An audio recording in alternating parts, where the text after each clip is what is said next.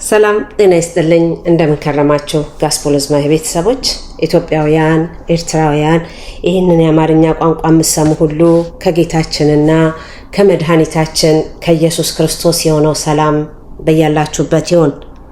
ዛሬ ዕለተ ዓርብን አጠር ባለ ቪዲዮ ተመልሻለሁ። አዲሶች እንኳን ደህና መጣችሁ፣ ነባሮች እንኳን ሰላም ተመለሳችሁ። ዛሬ እንግዲህ ወደ እናንተ የቀረብኩበት ዋና ዓላማ ባለፈው ጦርነቱ ተጀምሯል የሚል ቪዲዮ እሁድ ዕለት ነው መሰለኝ ሰርቼ ነበረ። ከእንቅልፌ እንደተነሳሁ የሰራሁት ቪዲዮ ነው። ምክንያቱም እግዚአብሔር ሲናገር ቶሎ መናገር አስፈላጊ ነው። የመጨረሻው ትርጉሙን ባይገባኝ ጦርነት እንዳለ ለሰዎች ካስጠነቀቅኩኝ በመንፈሳዊም ሆነ በስጋዊ ነገር ዋርኒንግ እግዚአብሔር ሰጥቶናል ማለት ነው፣ በአንድ ነገር ላይ እንድንጠነቀቅ። ስለዚህ ጦርነቱ ተጀምሯል ሲል በቤተሰብ ወይንም በሀገር ወይንም በመንፈሳዊ በተለያየ ነገር ሊመጣ ያለ ነገር ካለ ሰዎች በጸሎት ነገሮችን ይቀይራሉ ማለት ነው። ያ እንዲሆን የመጨረሻው ምን እንደሆነ የማይታወቅ መልእክት ይዤላችሁ ቀርቤ ነበር። ጦርነቱ ተጀምሯል የሚል ያንን ቪዲዮ ቁጥር 1 እለዋለሁ። ከዚህ በኋላ ቁጥር 2 ቁጥር 3 እያልኩኝ እንድለጥፍ የእግዚአብሔር ፈቃድ ነው። ያንን ቁጥር 1 እለዋለሁ። ዛሬ ከእግዚአብሔር የሰማሁትን ቁጥር 2 እለዋለሁ። ዩዥዋሊ ቅዳሜና ሮብ ነው ቪዲዮ የምሰራው ነበር። ነገር ግን የእግዚአብሔርን ነገር ለመነጋገር ቀንና ጊዜ ቦታና ሁኔታ አይወስነውም። ስለ እግዚአብሔር የሚናገር ሰው በተለይ በአሁን ሰዓት በጊዜውም ያለ ጊዜውም ከእግዚአብሔር የሰማው ነገር ካለ ለሕዝብ ማድረስ በጣም ክሪቲካል የሆነ ታይም ላይ ስላለን በጣም አስፈላጊ ነው። በሰው በስጋ ሲያየው ዓለም ምንም ያልሆነች ሊመስለው ይችላል። ስፒሪቹዋሊ ግን ስናየው ዓለም አሽቆለቆለች ወዴት እየሄደች እንደሆነ በጣም የሚያስፈራ ነው። የሚቀሩ ነገሮች አይኖርም እግዚአብሔር ካላቸው ማለት ነው። ግን ባስፈሪው ሰዓት ላይ እንዳለን ምንም ጥያቄ የለውም። እና ጦርነቱ ተጀምሯል የሚለውን ቪዲዮ 1 አደርገዋለሁኝ። ይህንን ቪዲዮ 2 እለዋለሁኝ። ጥርት ያለ የእግዚአብሔርን ድምፅ ነው የሰማሁት። እግዚአብሔር ምን አለ ዛሬ ለአዳማጮችሽ እንዲበያቸው። ደስ አይልም? 3 ሰው እኮ ነው አዳማጭ ያለኝ። 4 ይሁን 3 ላይክ ማርቲ ያለች የምግብ ዩቲዩብ የምትሰራ ልጅ አለች። መጽሐፍ ቅዱስ የምትሰብክ ማርሲ የምትባል ልጅ አለች። 2 ናቸው ላይክም ትንሽም የሚያበረታቱ ማለት ነው። ለነሱ ነው ወይንም ለሚያዳምጡሽ ነው ያለው እግዚአብሔር። ለአዳማጮችሽ እንዲበያቸው ከእርሱ የሰማናት ከእግዚአብሔር ማለት ነው። እግዚአብሔር ነው በያለኝ ከእርሱ የሰማናት ለእናንተም የምናወራላችሁ መልእክት እግዚአብሔር ብርሃን ነው፣ ጨለማም በእርሱ ዘንድ ከቶ የለም የምትልች ናት ይላል። ይህም በያቸው ለአዳማጮችሽ፣ ይህም በያቸው እግዚአብሔር ብርሃን ነው። ከዛ ቀጥሎ የተናገረኝን ከመጽሐፍ ቅዱስ ሳይሆን የተናገረኝን ከእግዚአብሔር ጋር የነበረኝን ሰዓት አቀርብላችኋለሁ። ይህን ነገር ግን በልባቸው ያዙት። እግዚአብሔር ምንድነው? እግዚአብሔር ብርሃን ነው፣ በእርሱ ዘንድ አንዳችም ጨለማ የለም ብለሽ ለአዳማጮችሽ ንገሪያቸው።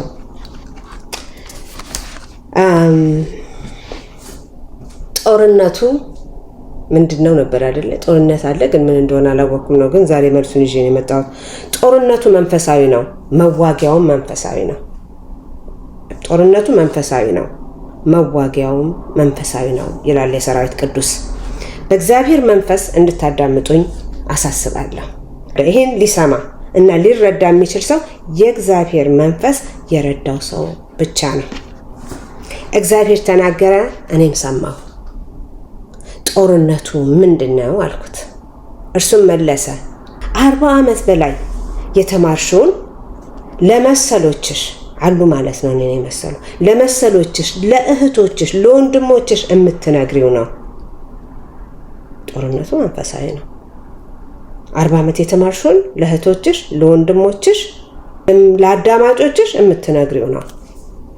ጦርነቱም ከሰማይ ነው፣ ውጊያው ግን በምድር ነው። ጦርነቱ ከሰማይ ነው፣ ውጊያው ግን በምድር ነው። ጦር ግንባሩ መሬት ላይ ነው። በትክክል እግዚአብሔር ያለኝ ነው የምነግራችሁ። ጦርነቱ መሬት ላይ ነው።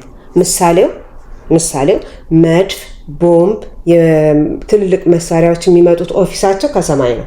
ኦፊሳቸው በመንፈሳዊ ማለት ነው። ውጊያው ግን ምድር ላይ ነው። ኦኬ ይሄንን ነው እግዚአብሔር የተናገረኝ። እንደተናገረኝ ነው የማቀርበው። በደንብ አዳምጡኝ። ይሄ የእያንዳንዱ ሰው የግለሰብ ህይወት ሁሉ ሊሆን ይችላል እና በደንብ አዳምጡኝ። እና ጦርነቱ በምድር ነው፣ ውጊያው ግን በሰማይ ነው። ከሰማይ የሆነ ውጊያ በምድር ላይ የሚካሄድ ማለት ነው። መፋለሚያው ጦር ሜዳው ግን መሬት ላይ ነው ማለት ነው። ውጊያው ከማን ጋር ነው? ማን ነው ከማን የሚዋጋው አልኩ። እግዚአብሔር መለሰ እንዲህም አለ፣ የብርሃን ልጆች በምስጢር የሰለጠኑ የብርሃን ልጆች በምስጢር የሰለጠኑ የጨለማ ልጆች ጋራ ነው አለኝ። በምስጢር የሰለጠኑ የብርሃን ልጆች አሉ፣ በምስጢር የሰለጠኑ የጨለማ ልጆች አሉ። ጦርነቱ በብርሃንና በጨለማ ልጆች ላይ ነው አለኝ። አልገባኝም አባባ አልኩኝ። እግዚአብሔርም ተናገረ እንዲህም አለ፣ አንቺ በነበርሽበት ትምህርት ቤት ውስጥ ለነበሩ ለተመረጡ የብርሃን ልጆች ንገሪ፣ ተነሱ፣ የመመረቂያ ጊዜያችሁ ስለደረሰ ለታላቁ ወይንም ለመጨረሻው ሰዓት ውጊያ ታጠቁ በይ።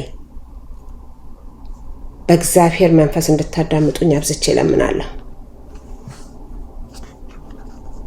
አባባ በስንት ሰው ያልፋል ይህንን የመጨረሻ ሰዓት?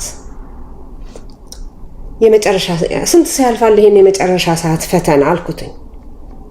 እርሱም መለሰ፣ የተመረጡት ያልተመረጡትን ይዘው ያልፋሉ። ይሰማል? የተመረጡት ያልተመረጡትን ይዘው ያልፋሉ። የተፈጠሩበት ዓላማ ነውና አለኝ። የብርሃን ልጆች የተመረጡ ልጆች ያልተመረጡትንም ይዘው ያልፋሉ። ብቻቸውን ብቻ ሳይሆን ያልፋሉ። ምንድነው ምክንያቱ? የተመረጡበት ዓላማ ይሄ ስለሆነ አለኝ። አባባ አልኩኝ፣ የተፈጠሩበት ስትል ምን ማለት ነው? የተፈጠሩበት ስል እንደ ኤርሚያስ በእናቱ ሆድ ሳይታሰብ እንዳወቅኩት እንደጠራሁት የተጠሩ። ኤርሚያስ 1 ላይ የሚለውን እናያለን። ትንቢተ ኤርሚያስ ምዕራፍ 1 ላይ መሰለኝ። ትንቢተ ኤርሚያስ ምዕራፍ 1 ቁጥር 5 እንዲላል፣ በሆድ ሳልሰራህ አውቄሃለሁ፣ በማህፀን ሳትወጣ ቀድሼሃለሁ፣ ለአሕዛብም ነቢይ አድርጌሃለሁ። እንደዚህ የተመረጡ ልጆች ያልተመረጡትንም ይዘው የመጨረሻውን ሰዓት ፈተና ያልፋሉ አለኝ ማለት ነው። አባባ አልገባኝም። የተፈጠሩበት ስትል ምን ማለት ነው? የተፈጠሩበት ስል እንደ ኤርሚያስ በእናቱ ሆድ ሳልሰራው እንዳወቅኩት ያወቅኳቸው፣ በስማቸው የጠራኋቸው፣ ከኤልያስ ጋር 700 እንደነበሩት በበጉ ደም የታጠቡ እና የተዘጋጁ አብረውሽ በሚስጥር አሉ። አባባ እነማን ናቸው? እነርሱ ራሳቸውን ያውቃሉ። አንቺ ራስሽን እንዳወቅሽው እነሱም ራሳቸውን ያውቃሉ። አባባ እኔ ራሴን እኮ አላወቅኩትም። አዎ ልክ ነሽ፣ ራስሽን አላወቅሽም።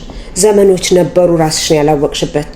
አሁን ግን አውቀሻል፣ ነቅተሻል፣ ተምረሻል። የሚቀርሽ ለወንድሞችሽ የሚቀረውን የመጨረሻውን ፈተና ብቻ መንገር ነው።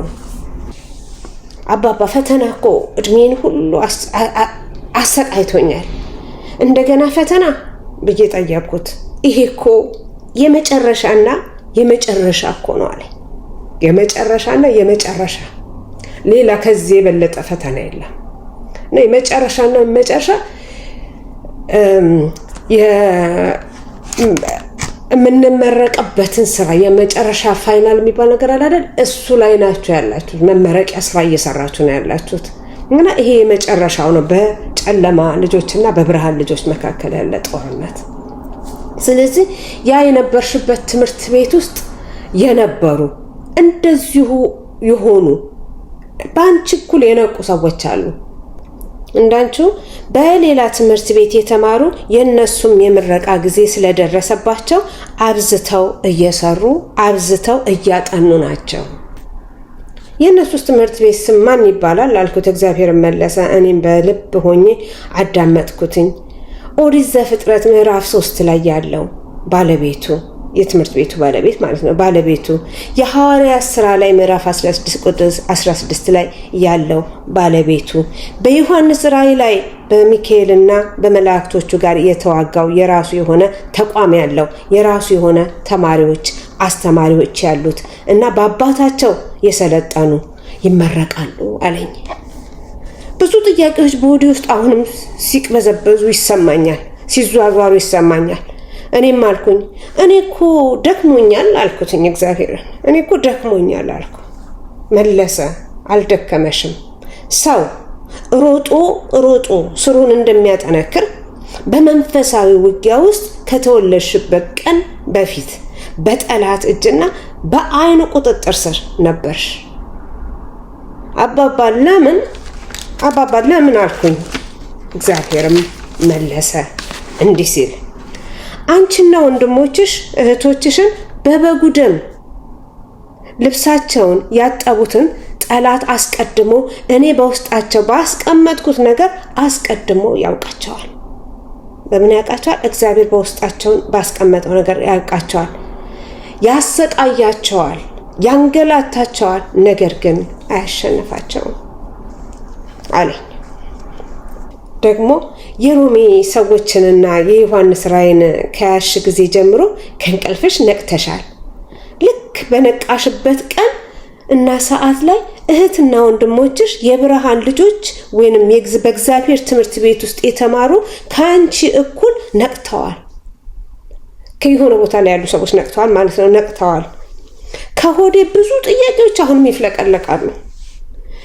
ቀኑን ለማወቅ መቼ ነበረ አልኩ ቀኑን እንዲነግረኝ። እርሱም ወደ ኋላ መልሶ አባትነቴን ካወቅሽና ከአመንሽ ጀምሮ። አባባ መቼ ነበረ አልኩኝ። በሆድ ሳልሰራሽ አወቅኩሽ። አንቺ ደግሞ በአባትነቴ ባመንሽና በተቀበልሽ ሰዓት አወቅሽኝ። እኔ ቀድሜ ያወቅኩሽ፣ አንቺ ግን ባመንሽና አባት መሆኔን ባወቅሽበት ሰዓት አወቅሽኝ። ባለፍሽበት ቦታ እና ሁኔታ አብሬሽ ነበርኩኝ። አባባ እኔ ግን አላየሁህም፣ አልሰማሁህም። ላይክ ሰው ምንም ረዳት ያልነበረኝ ነገር ነው አይነት ጥያቄ ነው የምጠይቀው። አባባ እኔ ግን አላየሁህም አልኩት። እሱ ግን ተለይቼሽ አላውቅም ካንቺም ከወንድሞችሽ እና ከእህቶችሽ ጋር፣ እኔ ግን አብረኸኝ እንዳለ በቅርቡ እንጂ አስቀድሜ አላወቅኩም። ያንን ሁሉ ቀን እማ ለብቻሽ ብትሆኚ ለዛሬ ቀን አትደርሽም ነበር አለ። በዮሐንስ ራእይ ላይ ያለው በምዕራፍ 3 ላይ ያለው በየሰው ቤት የተኛውን እባብ ብቻሽን ያለፍሽ ይመስልሻልን? በየቤቱ ያለው እባብ ማለት ማን ነው አባባ አልኩትኝ። እግዚአብሔር ማለት በመጽሐፍ የኦሪት ፍጥረት ምዕራፍ 3 ላይ የሐዋርያት ሥራ ምዕራፍ 16 ቁጥር 16 ላይ ያለው የዮሐንስ ራእይ ምዕራፍ 12 ላይ ያለው የተጣለው ከመላእክቶቹ ጋር የተዋጋው ኢዮብ 41 ላይ ያለው ብሎ እነዚህን የመጽሐፍ ቅዱስ ክፍሎች ሰጠኝ። የፈቃድ ሰራተኞች ናቸው። እነሱ ካሉ ጠላት በእነሱ አማካኝነት ዘር ማንዘርን በሙሉ በችግር፣ በህመም፣ በረሃብ፣ በስደት የራሱን ቡቱቱ ያለብሳቸዋል። መላቀቅ ይቻላል አልኩት። እርሱም መለሰ በበጉ ደም አለኝ። እንዴት አልኩኝ። እንዳንቺ ከቀን እስከ ሌሊት በበጉ ደም ሰውረኝ የምትዩ እንዲሁ በከንቱ ነው አለኝ።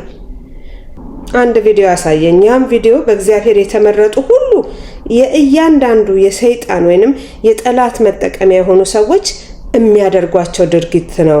የብርሃን ልጆችን በምላሳቸው ይሰብራሉ፣ ነገር ግን እንዳልኩሽ መሰረታቸውን ያጠናክራሉ እንጂ ለጉዳት አይሰጡም አለኝ። የብርሃን ልጆች ለጉዳት አይሰጡም፣ ነገር ግን በጨለማው አገዛዝ በፈቃደኝነት የሚሰሩ የሰይጣን ልጅ ብሎ የለም፣ ሁሉም የኔ ናቸዋል።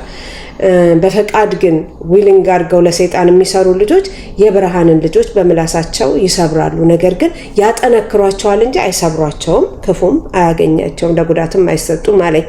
የተፈቀደልኝ እንድናገር እስከዚህ ድረስ ነው። ግን በየትኛው ትምህርት ቤት ውስጥ ናችሁ ብለሽ ጠይቂያቸው ብሎኛል። በየትኛው ትምህርት ቤት ውስጥ ናችሁ? በየትኛው ትምህርት ቤት ውስጥ ናቸው? 2 ትምህርት ቤቶች አሉ። የብርሃን ልጆች የሚማሩበትና የተማሩበት፣ የጨለማው ገዢ ሰራተኞች ልጆች የሉትም ብሎኛል። ሰራተኞች በፈቃደኝነት የሚሰሩለት ውስጥ ያሉ ተማሪዎች የጨለማው ሰራተኛ ነን ወይስ የብርሃን ልጆች ነን? ሁለት ትምህርት ቤት አየው፣ ህይወት ያለው የሚል ትምህርት ቤትና ህይወት የሌለው። ህይወት ያለው ትምህርት ቤት ዓለማዊ መብራት ሳይሆን በመብራት ውስጥ የሆነ ሙሉ መብራት የሆነ ትምህርት ቤት፣ ብርሃን ብቻ የሆነ መብራቶች ተንጠልጥለው የማይታዩበት ሙሉ ብርሃን የሆነ፣ ጨለማውን ደግሞ አይን ሊያየውና ሊናገረው የማይችል ጨለማ ትምህርት ቤት። ሁለት ትምህርት ቤቶች አሳይቶ እግዚአብሔር ይሄንን ስለ ጦርነቱ በዚህ ሁኔታ ላይ በደንብ አድርጎ ገልጾልኛል ብዬ አስባለሁ። በእግዚአብሔር መንፈስ ሆናችሁ ተረጋግታችሁ በደንብ አዳምጣችሁ መልሱን ጻፉልኝ። የትኛው ትምህርት ቤት ውስጥ ናችሁ?